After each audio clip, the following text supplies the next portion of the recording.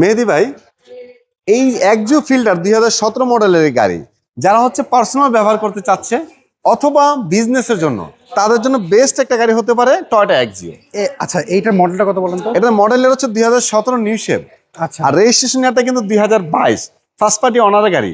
আর এই গাড়িটির আপনার জ্বালানি খরচ নিয়ে খুব বেশি একটা টেনশন নেই, কারণ হচ্ছে এই গাড়িটি এলপিজিতে কনভার্সন করা সিকোয়েন্সিয়াল এলপিজি নাভানা থেকে। আচ্ছা, আমি যদি কন্ডিশন যেটা বলছিলাম, সামনে হেডলাইট এগুলো কোনো কিছু চেঞ্জ করা হয়েছে এর মধ্যে? মেহেদি ভাই, এক কথা যদি বলি, কালার থেকে শুরু করে এ টু জেড সবকিছু অরিজিনাল 100%। আচ্ছা আমার মুখের কথা বিশ্বাস করে আপনি অবশ্যই গাড়ি ক্রয় করার পূর্বে আপনি ফুল গাড়ি চেক করে নেবেন। আচ্ছা, তারপর এক একটা জিনিস ধরে ধরে আমি আপনাকে দেখাই।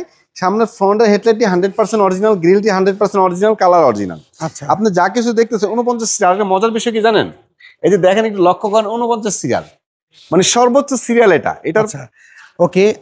টায়ার কন্ডিশন কি অবস্থা বলেন? টায়ারের কন্ডিশন আপনি দেখেন, চারটা অ্যালোরিংটা খুব সুন্দর, এবং এই টায়ারের কন্ডিশনটা কাছ থেকে দেখলে বুঝতে পারবেন চারটা টায়ার হচ্ছে নতুনের মতো, এবং কি ডানলপের টায়ার কিন্তু মেহেদি ভাই। আচ্ছা, আমরা যদি একটু ভিতর সাইডটা যদি দেখি, ভিতরে ইন্টেরিয়রটা আলহামদুলিল্লাহ অনেকটা সুন্দর। ভিতরের গাড়িটার মধ্যে সিটগুলো দেখেন, এটা কোনো সিট কভারে ব্যবহার করা হয়নি, অরিজিনাল সিটগুলো দেখেন কতটা সুন্দর আলহামদুলিল্লাহ। অরিজিনাল সিটটাই রয়েছে। অরিজিনাল সিট রয়েছে, এবং কি আইডাল স্টপার ব্যবহার আছে গাড়ির মধ্যে। আচ্ছা, এগুলো এখনো- গাড়ি আমি ম্যাক্সিমাম দেখছি যে পার্সোনাল ইউজ হয়েছে, অথবা অনেক কোম্পানি তো ব্যবহার করা হয়, কোম্পানি ব্যবহার করা হয়। এবং কি রেন্টেও অনেকে বিজনেস করে। কারণ হচ্ছে এই গাড়িগুলো দেখেন, আমি আপনাকে জাস্ট একটু দেখাই আগে কেন এই গাড়িগুলো এত জনপ্রিয়। আপনি এলপিজি করার পরও এখানে কার্গো স্পেসটা দেখেন Space কতটা রয়েছে ভালো। অনেক, হ্যাঁ, এটা কিন্তু space। আপনি সিডানের মধ্যে কিন্তু এটা পাবেন না। হুম, হুম, হুম। কাজে আপনার এলপিজির ব্যবহারটা হলো, ফুয়েল কস্টটা কম হলো, পাশাপাশি স্পেসটা কিন্তু ভালো আছে এখানে আচ্ছা, আলহামদুলিল্লাহ। এর সাথে এটার ভিতরে spare চাকা স্পেয়ার রয়েছে। চাকা আছে, জি রাইট। স্পেয়ার চাকা এই যে রয়েছে। হচ্ছে স্পেয়ার চাকা, টুলস সবকিছু এখানে। আচ্ছা, আর গাড়িটির পিছনের লুকটা যদি আমি দেখাই আপনাকে মেহেদি ভাই, এগুলো কোনো 100% কিছু তো চেঞ্জ করা না হয় ভাইয়া, কোনো কিছু না। এটা হচ্ছে দেখেন একটা স্পয়লার আছে খুব সুন্দর অরিজিনাল, পিছনের ব্যাকলাইট শো লাইট অরিজিনাল। আচ্ছা, পিছনের ব্যাকলাইট শো লাইট একটু চিনার উপায় বাইরে থেকে যদি আপনি একটু লক্ষ্য করেন, এটা দেখে চিনতে পারবেন, এমনকি ভিতরে কয়টা লেখা দেখে বুঝতে পারবেন। এই যে গ্লাসটি 100% অরিজিনাল।